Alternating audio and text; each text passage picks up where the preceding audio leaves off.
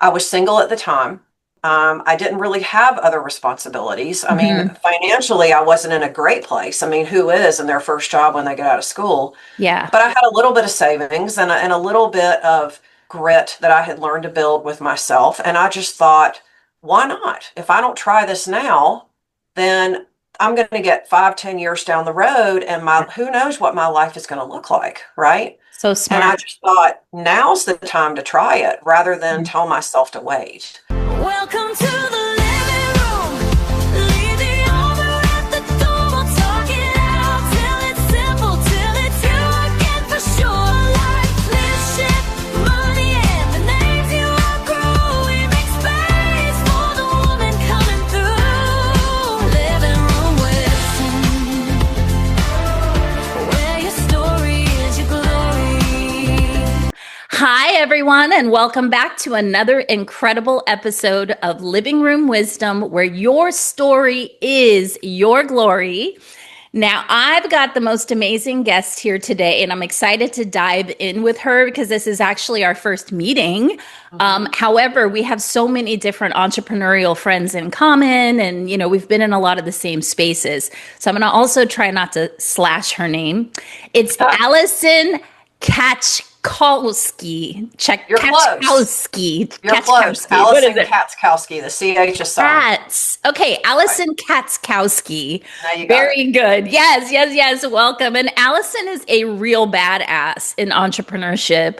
She's been in the fitness industry for over 30 years as an entrepreneur and an innovator who spent her career helping leaders and business owners build sustainable, profitable, and deeply aligned business models. Those are all some of my favorite buzzwords, especially aligned and Yeah. profitable, right?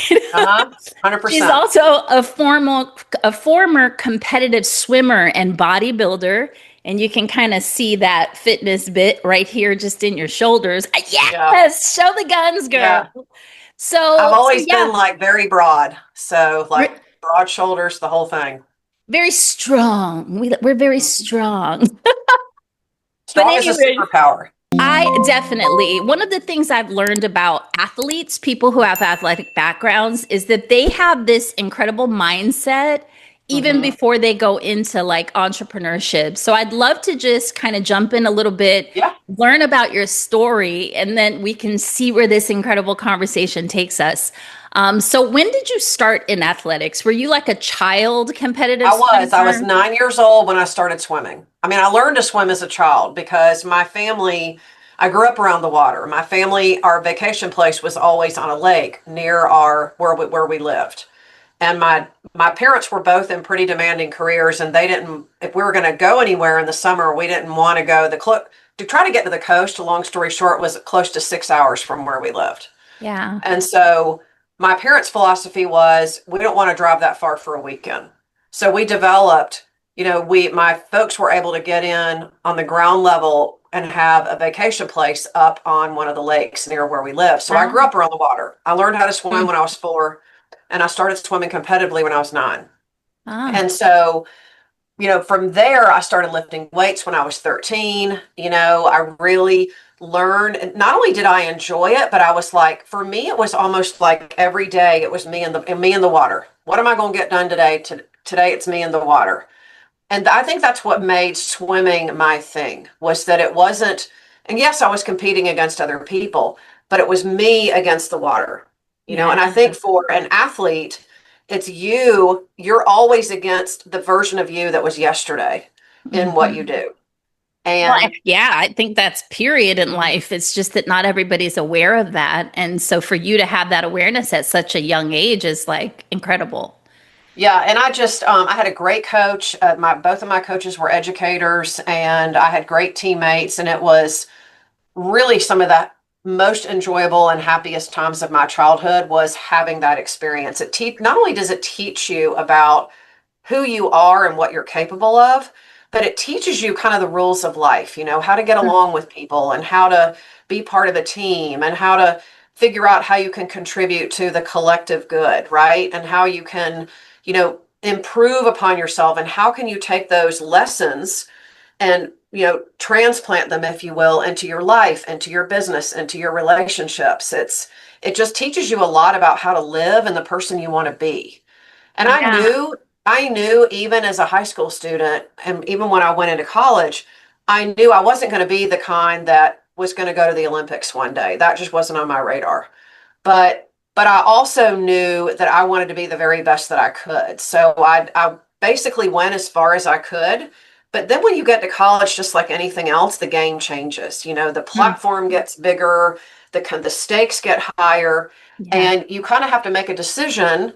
Who am I going to be in this moment, and how am I going to make this part of my life and my story? So instead of like continuing with that, I chose to go in a different direction, and that's when I got into competitive fitness and weightlifting and bodybuilding and all of that. So I really just took what I had learned from all of those years of being in the pool and competing and training and all the structure that went with it. And I basically just took that and parked it over here and decided to, use it in a different way. And I really think a lot of athletes that do different things, that's literally what happens. Yes. And like I said, it's a mindset, it's a success Yep, formula. There were a 100%. couple things that you've said that really stood out to me. And one of them was that at a certain point, you realize, like, I'm not going to be an Olympic Yeah. champion. And so I just want to pause there first and get into the experience of that because as a young person, an athlete, competitive, right, Hmm. where from what I've seen, I wasn't specifically like a super immersed athlete myself, but Hmm. from what I've Hmm. seen, it becomes your life, especially when Totally. you It start that does. young. And so, how did you interpret and experience that Mhm. awareness that I'm assuming you had within yourself? I did. Maybe yes. How did you experience that, and what did you make that mean? Right? Well, Because we it's interesting interpret that you, things so differently and we can go two different yeah. directions. We can make it a positive or we can make it something that is going to Well, it's make interesting us. that you asked me that because when I think back to the teenage version of me, the 12 and 13 and 14-year-old that, and just like in any sport, for anyone listening who did a sport when they were younger or played on a team in their early years, you reach a point where you have to make a decision. Okay, I'm 100% all in with Yeah. this. And I did for the most part for where I was then because swimming was the main part of my life. I mean, I was in the band, I wasn't in any clubs or any of that. And I think when you make a decision to commit to a sport, it does become part of who you are. Yeah. And it becomes part of how you live and how you make your decisions. But I just remember my parents were always very supportive and they were like, we want to support you as far as you want to go. But, understand that if you really want to go far, like, Olympic swimming and all of that, then you really do have to give up all other things that you want to be doing in your life. And once I got to high school, where I was like 15, 16, 17, I really liked where I was. I felt like I was in as far as the commitment that I could make to myself and to how I wanted to live, but I didn't want to give up the other things. I was just Mhm. getting ready to go to college and I felt like I was getting to the point where I was like, okay, the world's my oyster at this point. Mhm. I can go and explore and do I want to do that or do I want to stay over here? And I think these are all decisions that we make at different points in our Mhm. life where we decide, okay, am I going to let this go and go all in over here? Or do I want to just like say, you know what, I'm good. I think I'm going to like take a look over here. And that's where I was. And that was really the thought process that I used, even at 16 and 17 years old. Yeah, see, that stands out to me so much because it took a level of emotional maturity, which you seem to have had at a very young age, to understand that you are in control of your future and your destiny, and you get to choose, you get to decide. And Mhm. you made peace with that decision. Yeah. You pivoted Yeah. and just went in a different direction, but without abandoning your strengths. You're like, I pivoted from swimming, but then I started weightlifting and doing Yep. this, and it was Yep. still along that same vein. And the reason I bring this forth is because that also happens in entrepreneurship, right? Where we reach Absolutely. these 100%. moments where we've put all of ourselves into something, and everything around us and in our bodies is telling us it's time to pivot, it's time to shift. Not just entrepreneurship, shit, Yeah. relationships, freaking Totally. all sorts of Totally. things, right? Yeah. Friendships can run their course. Hobbies Yes. and interests can run their course, you know. Yes. And I just want to go back for just one moment. I was the kind of child growing up where, I wasn't part of that in group in school. Mhm. I wasn't in the popular group. Yeah. I wasn't in that group where everybody like just said, well, I want to be part of that. That was never my thing. That was never even on my radar. I Yeah. was always more content with, I like this. I like the way this makes me feel, and this is what I want to be doing. And I kind of Yes. made that my course. So that really contributed to me making the decision that I did, even as young as I was. You've been living in alignment for a very long time, probably before you even understood what alignment was. Well, maybe. And I do believe that's the gift of being a disruptor, because you may not have thought of yourself as a disruptor at the time, but Mhm. in an environment and in a world where everyone's going along to get along and they're looking externally for what they should do and be and what makes them worthy and special, for you to be able to just at that young age be like, "Hey, this is me," and I toot to my own drummer is so courageous, and you didn't even know it. Like it Yeah, just I know. worked. I just, once I got to school, I still did some swimming, Yeah. but that's when I really started to get interested more in fitness and weightlifting and how can I make a Hmm. career of this. And truth be told, I really had my sights set on going to physical therapy school because I had a Okay. swimmer friend in high school who had a pretty serious shoulder injury. She was a Mm-hmm. candidate to win the state championship in her event. And then she got hurt and had to sit out almost a whole year. And I watched her rehab all Yeah. through that year and come all the way back. And then I thought, that's what I want to do for a living. Hmm. But again, when I got to college and I planned on my coursework and everything, the universe just kept pushing me in Hmm. another direction. And again, you get to that point where you're like, okay, do I want to go all in with this Hmm. and just make this my number one focus? Or do I want to see possibly what the possibility is over here? Hmm. And that's literally what happened. Every time I felt like I was going in that direction with applying, making a decision to try to get into a certain program, the universe would say, mm-mm, you need to come over here. Redirect, And I redirect. really think that happens a lot in our lives, It right? does. Yeah, 100%. Yeah. And so I know that you went into the fitness realm and the bodybuilding and all of that. You got pretty clear that that was the direction you wanted to go, but I also know that you had a career at a certain point that maybe came somewhere between you making that Yep. decision and you actually fully executing. So can you tell Yep. us a little more about that? Sure. When I went to college again, like I said, I was pretty set on PT, and I was able Mhm. to get a pretty good job out of college in the field of PT to try to get Okay. that coveted experience that you needed to be Yeah. able to go. And at that point in the physical therapy world, all programs were kind of moving into master's and doctorate level programs. Mm. So I knew I needed that. I had checked all the boxes as far as what I needed, but I needed that job experience. I Hmm. needed that thing to kind of finish out the checklist for me. So I did that, and I did that for a couple years. Plus, mentally, I wanted to kind of give myself a reset before I went back into school. And once I went back into school, it just became so clear to me that the fitness and this realm was like what I needed to do. So when I finished grad school, so again, I abandoned the whole PT thing and went all in. But Gosh. when I got out of grad school, I thought I was going to go into corporate fitness. I had this big idea that I wanted to go work at a big company and kind of head up the wellness program and all of that because that was what really interested me. And when I got out of school, again, I needed that job experience. I needed to be able to check that box. So I went to work for a chain of health clubs. Okay. And I basically was in the right place at the right time and walked into like a perfect position for me. And my thought was, I'll do this 2 years and then I'm going to go do my corporate fitness thing. But I just couldn't pull the trigger. I got to the point where Ah, I became pretty unsatisfied in my career. There were just things that were going, and I just had all these inklings that I needed to be doing this for myself. And so okay. I literally, like, remember, I gave my notice and the next month said, I'm going to give this a try for a year. And that's what every entrepreneur I know tells themselves. I'm gonna try this for a year and I'm gonna see what happens.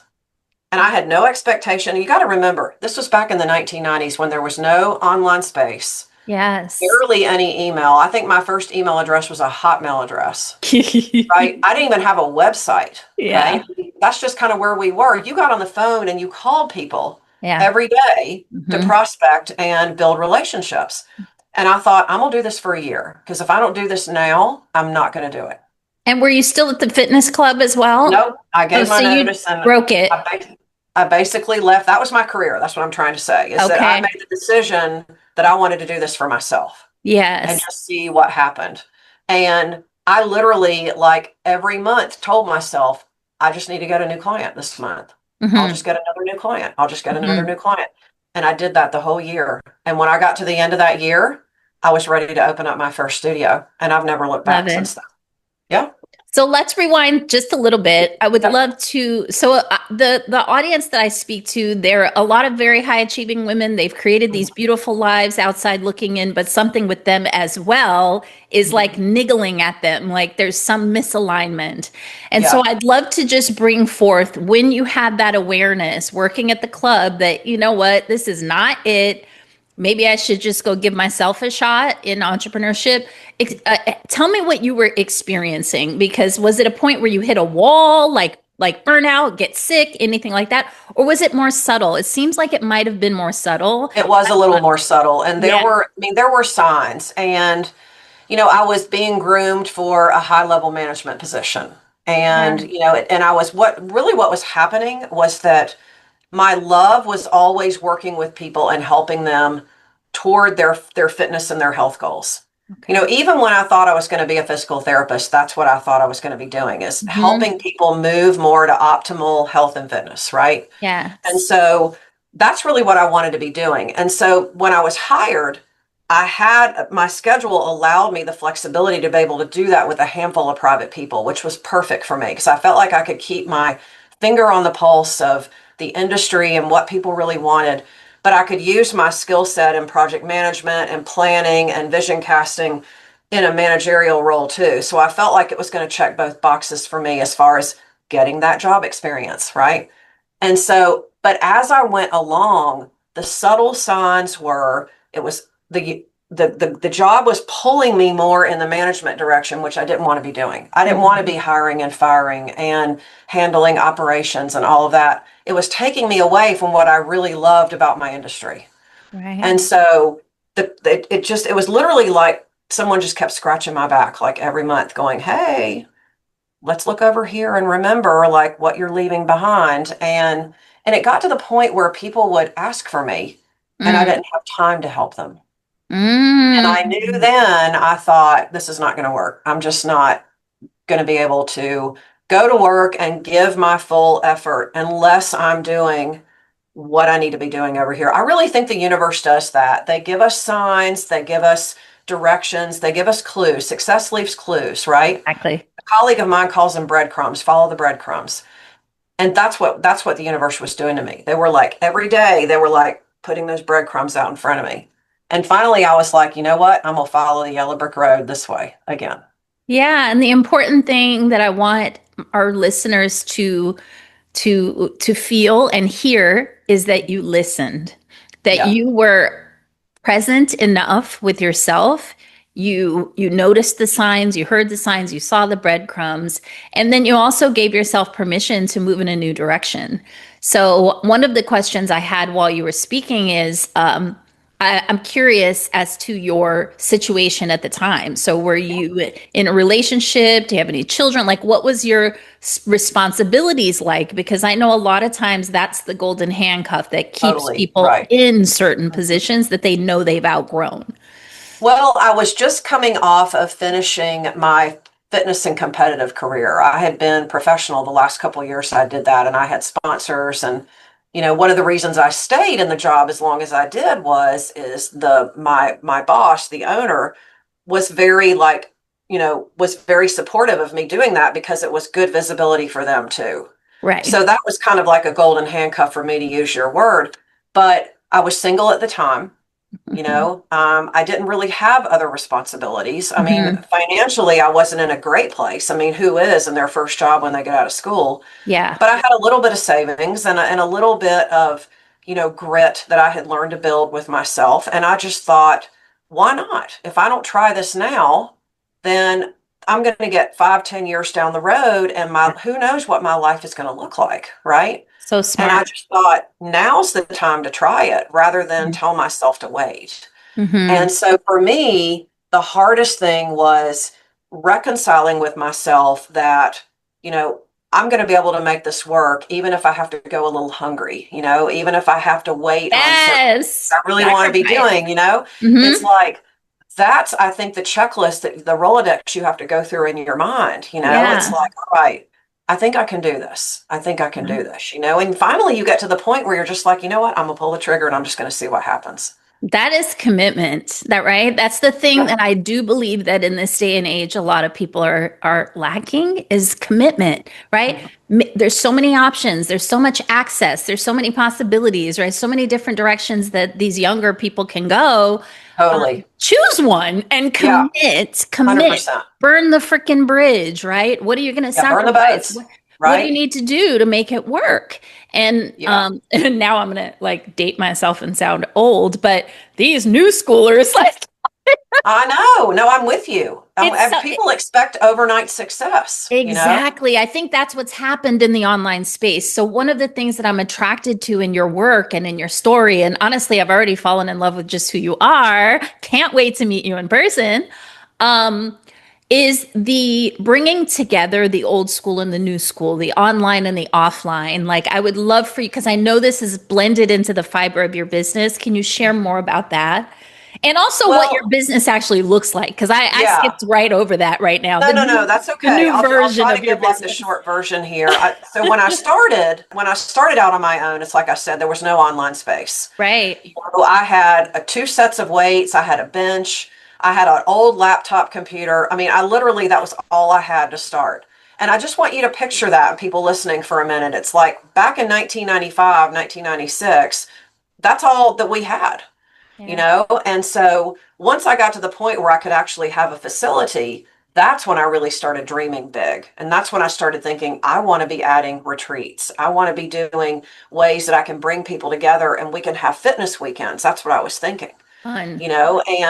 And so when the online space really started to grow and become a thing, and this was probably over 10 years ago when we really started to see in my industry the direction that it was going, and I saw it then. I thought the future of our industry is going to be able to do both of these. The people who are still standing years down the road and are successful are going to be the people that understand that you have to be able to blend both. Yeah. So I started experimenting. When I have my studio, I started playing a little bit with online, what would be good. We started with Facebook groups, we started with free challenges, anything to get people engaged, right?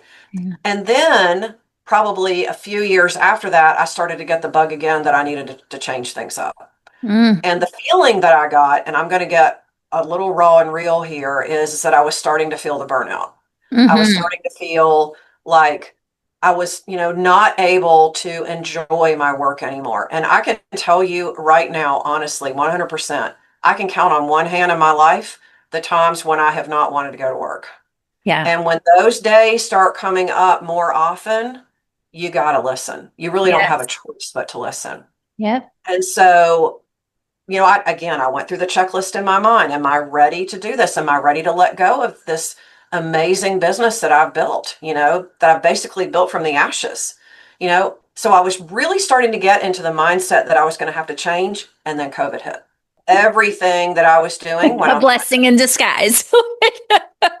I literally watched everything I had built go out the window. Like Mhm. all those years of work went out the window. And for like 2 months, I had kind of crawled into a black hole where I really wasn't sure, okay, is this going to be my moment or am I going to go and work for someone else? Mm. I have to honestly say that was the first time in my career that I seriously spent some time putting my resume together and really thinking Mm. maybe I should Mm. just mail it in and just call it good, you Wow. know? Yeah. And that was probably the most challenging, difficult time in my life that I've had with my Mhm. business was 2020 and the beginning of 2021. Mhm. Well, it's interesting because I say blessing in disguise because it really was for a lot of people. I Yeah, think it was like a worldwide, well, not worldwide, US. It was a wake up call. It totally. was a Yeah. wake up call, and it was a forced pause that really allowed people, if they let themselves reconnect with themselves and their Yeah. true desires, and also to tap into their creativity and how they could use their skills in different ways. Yeah. And so Yeah. obviously it worked out for you. So tell us about that pivot to the online space, what that looked like, what you learned from that Yeah. experience, and who you became, right? Well, I mean, rewind a little bit back before the pandemic, I was starting to get a lot of requests from people to help them with their business. I've noticed that you've been doing this for a while and I would like to know more about it. And I was getting a lot of those, Okay. probably more than I was getting referrals in my fitness, in the fitness part of my business. Okay. So I was already thinking then that it might be time to pivot because the industry's changing, the business world's Mhm. changing. And this is something that I've really kind of learned to do. And I think I could really teach other people how to do it, because I've been in the industry long enough and I've kind of know the trends and I understand like what's working right now and what people really want. And then what the pandemic taught us was is that people really started to believe that they could do things on their own, that they Mhm. could do things from a video online instead of going to a traditional gym, instead of doing traditional fitness classes or whatever it was that people were doing. And so I started to really think this is something, again, the universe has given me that sign that this is where we need you to be. Yeah. And so I started like offering those services to people. And I built a pretty successful revenue arm in my business just doing that. And what I found was is how much fun I was have doing it because I was really able to use that analytical part of my brain to like think, how can we get creative here? This is what you're really good at. This is what you love doing. How can we monetize this for you? Mm-hmm. Right? So that was really how I built my hybrid model is being able to offer these different services, virtually or in person. But at the same time, I still had a very small number of fitness clients that have worked out with me for years that I still work out with to this day. Hmm. And I still do, and I've started doing in-person retreats. So I really have the perfect balance. What I figured out is that I could create the perfect balance of things that really match my skill set and that I really love Yeah. to do. And that's really what it's all about. What I really want people to understand that are listening is that you want to go where you feel like your energy, where you get excited, Yeah. right? And where you feel like, you know what, I really like doing this. This is what really brings me joy and satisfaction. And Yeah. that's really what you want to lean into. 100%. I love it. It's an elevation. It's an elevated feeling when you're in alignment Yeah. and utilizing bringing all of yourself to Yeah. something. And so Yeah. there's a lot of women when I was deep in the coaching space that would struggle with, well, should I be this or should I be that? Should I lean into these skills or those skills? And I think the best scenario is when you can find a way to do what you did, which is bringing it all together, bringing together the Yeah. logic and the business and the passion about building revenue, which is an important thing, Yeah. as well Mhm. as marrying that with the fitness and the passion stuff that you Yeah. love. And so, Yeah. And I think at the end of the day, when we're really talking about the true entrepreneurial spirit, I, yes. I can honestly say, I think I was always destined to be an entrepreneur. My first business was a lemonade stand when I was 8 years old. And I have a Yeah, photo of that on my wall, and I know you can't see cute. it, but I Yeah. do. And I mean, I've always been entrepreneurial minded. And Yes. so, when I look back, there were always the signs. Even when I worked for other people, there were always the signs. And so I'm really just doing now just another version of Hmm. who I really realized I was a long time ago, Yeah. And I just really think for people listening, what I really want people to get with my story, and maybe not, maybe don't want to do it the way that I did it, but is to understand that it's never too late to really lean in and look at what it is that you really want to be doing and how do you want to be Mhm. spending your time and how can you be contributing to making lives better for other people. It's like this, there's so many ways that you can do it and it's Mhm. never too late, Never too late. you Actually, know? there's more and more, specifically women, my audience is predominantly women. There's more and more of us that are really tapping in and finding their success sweet spot, I'll call it, Yeah. in their 50s. Yeah. Like Yeah. they spent their whole lives, I mean, because we're taking care of everybody else and having children and partners and all of the things. And when you finally get to the point where you have the luxury of really digging in and thinking about yourself, then they go through this recreation point that's just magic. And Yeah. so, one of the things I did want to ask you, especially because you come from a background of athletics and, commitment and competition, competitiveness, and just that whole world, how do you sustain yourself, or where would you say you pull from, like that skill of being able to sustain yourself in the process? Because a lot of entrepreneurs also burn out, Totally. right? They're so Well, passionate. for me, self-care is a non-negotiable. Hmm. And that, in fact, that's the name of one of my podcasts, The Ultimate Journey to Self. And that's why I call it that, Yes. because it is a journey for people. Hmm. And I'm going to sit here and say, I'm going to tell you something that will probably surprise a lot of people. But there was a time when I was building my first studio and really building my business where I was not very good at doing Yeah. self-care for myself, Hmm. even as an athlete, even as a fitness professional, Hmm. which really doesn't make any sense at all. You want to talk about being out of alignment. Hmm. I was all about showing up for my clients. And if I had a new client that wanted me at 6 a.m., if I had that hour scheduled for myself, then you know what? The new client got the hour. And Right. I would just figure out where I could make up the time at another point in time in the day. And I Yeah. think there's a short period of time that you can get away with that. Yes. But for me, it was becoming way too often. Hmm. And I think that's what contributed to me really sitting down and needing to have a serious come to Jesus moment with myself and say, something has to give here. I can't be teaching and doing all these things and not be giving time to myself. Yeah. And so now the way I built my business model now is that I have times in my day that are very protected for that reason. Yeah. And that's really how I sustain myself. I consider it an appointment with myself.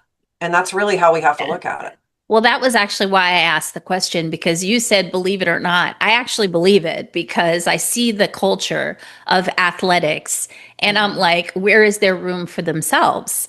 It's very like train, train, train. You're trying to, make sure you're performing for your coaches, your sponsors. You said earlier, like, I didn't really have a lot of responsibility. Shit, sponsors are a Well, big I did, but I guess what I responsibility. meant is that I didn't have a spouse and a family that I Yeah. needed that needed me too. I was living by myself at the time, so it was like, Yes, you but know, that's why I wanted to bring this yeah, forth, because a lot of yeah, women who are single and don't have children, they feel like, oh, well, I don't really have a lot of responsibility, but you did. You yeah, I had a did, financial burden that most people will never know, having to make sure that you're performing for these sponsors. yeah, And so it looks so many different ways, and we hear a lot of the same stories. So when I hear something that's slightly like yeah, different that yeah, maybe we haven't talked about and brought forth before, I like to really bring that to light, yeah, because there's so many women that are single that don't have children, whatever. I don't know if that's your situation now, yeah, but during that period, and I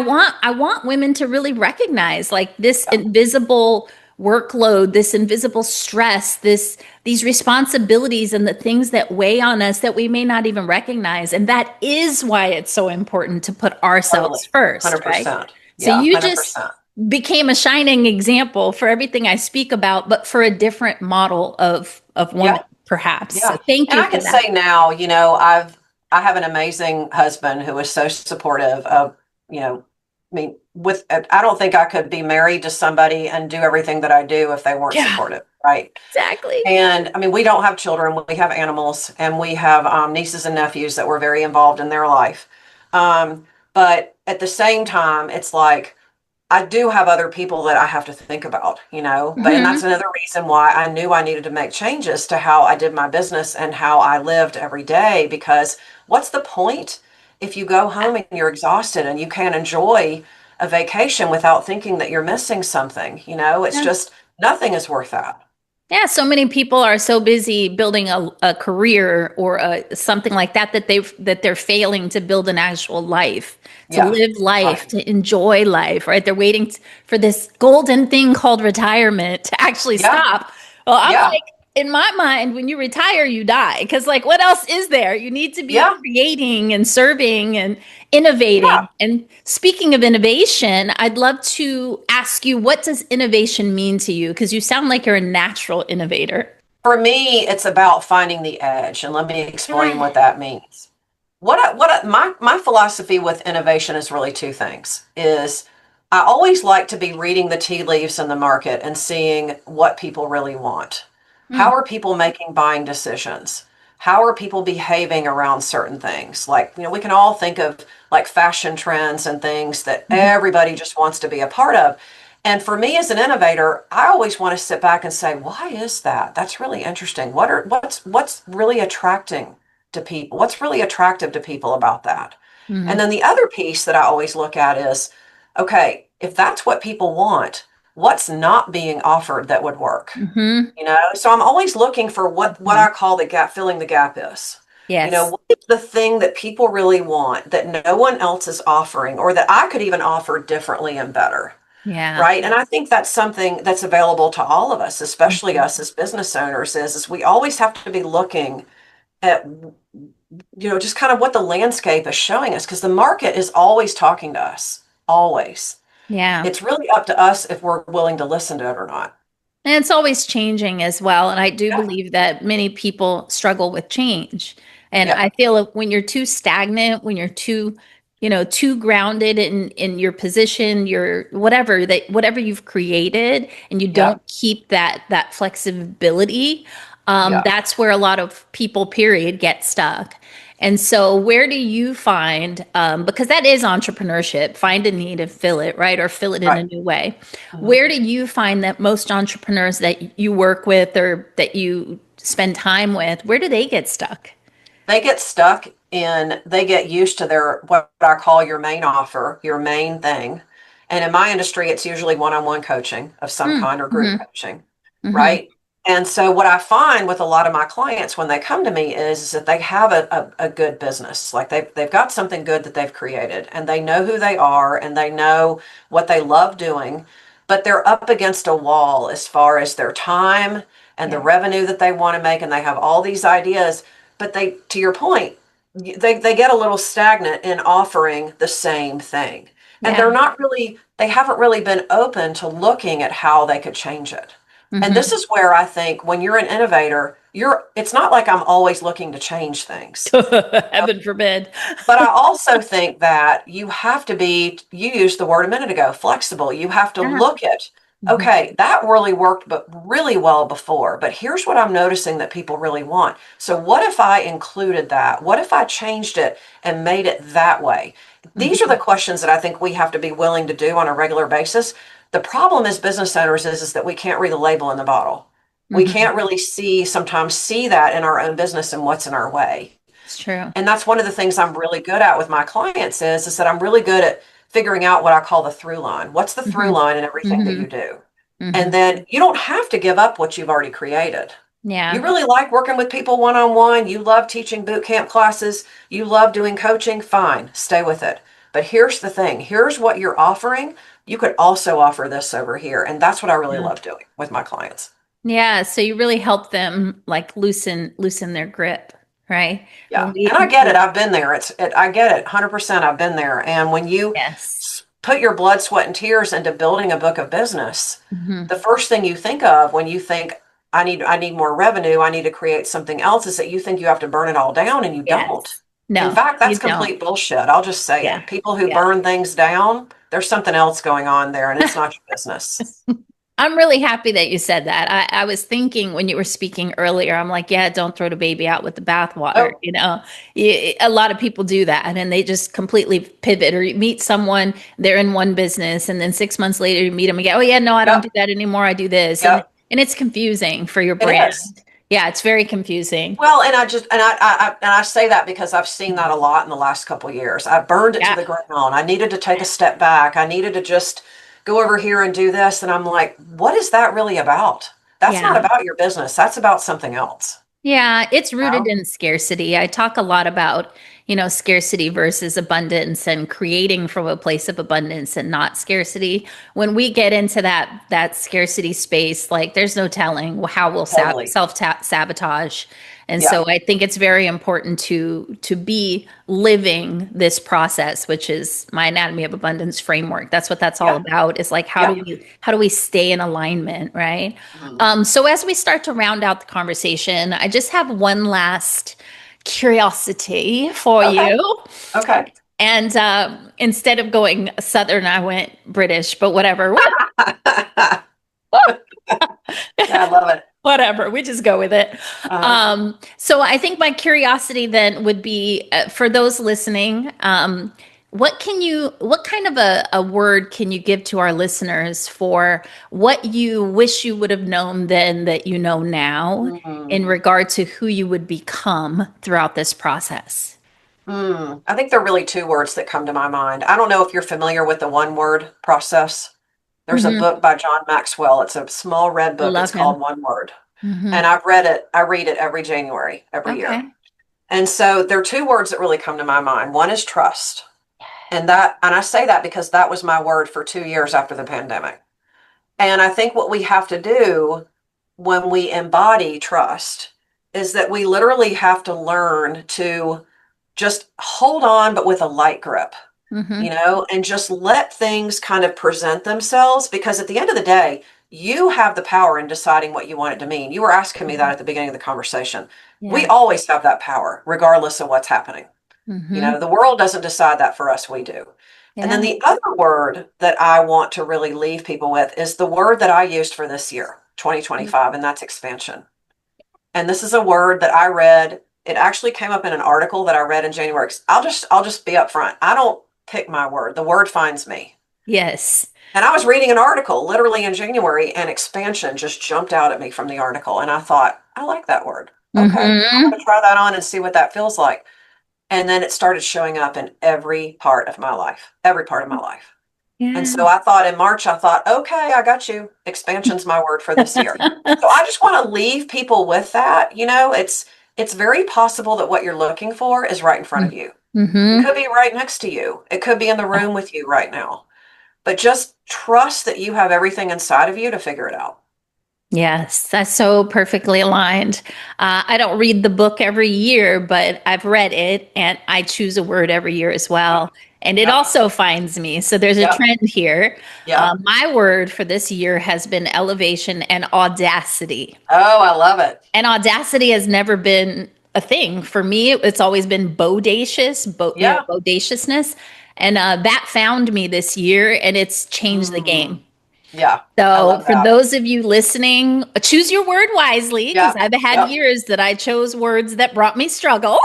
Yep. I won't say unnecessary struggle because it was obviously what I needed to evolve, but Yep. definitely choose your word carefully or notice what's coming into your space because it is life-changing practice. Yeah, and you don't have to really make it hard and kind of force yourself to choose Yeah. one. I think my other piece of advice is just let yourself in January just kind of sit Mm-hmm. with, allow yourself to just because it's very possible your word could just show up for you, Yeah. but if you're so busy trying to like white knuckle and hold on because you don't Uh, want anything to happen, yeah. then you're going to miss it. I love it. So, for the listeners who have also fallen in love with you throughout this conversation, where do you hang out online? Where can they find you and connect with you? You can come over to my website, which is www.theallisonk. That's Allison with one L. Most people spell Allison with two L's or two L's and a Y, but I'm one L, Alison. Feel free to come over and listen to either of my podcasts, The Ultimate Journey of Self Care. We've been on the air almost 6 years. Hmm. And my business show, Creating the World's Best Client Experiences. Love And it. so they're both on my website as well. And we'll And you put can it in the show also, notes as well. We'll yeah, put it in the show and you can notes. also subscribe to my newsletter, which I send out every Friday, which is called 5 Minute Fridays. Hmm. And it's 5 pieces, 5 little tidbits for you. And it's usually around what we're doing and what we're creating. But there's fitness advice, there's where we're going on retreat, there's the latest podcast, and you can just kind of keep your finger on the pulse of what we're up to with that.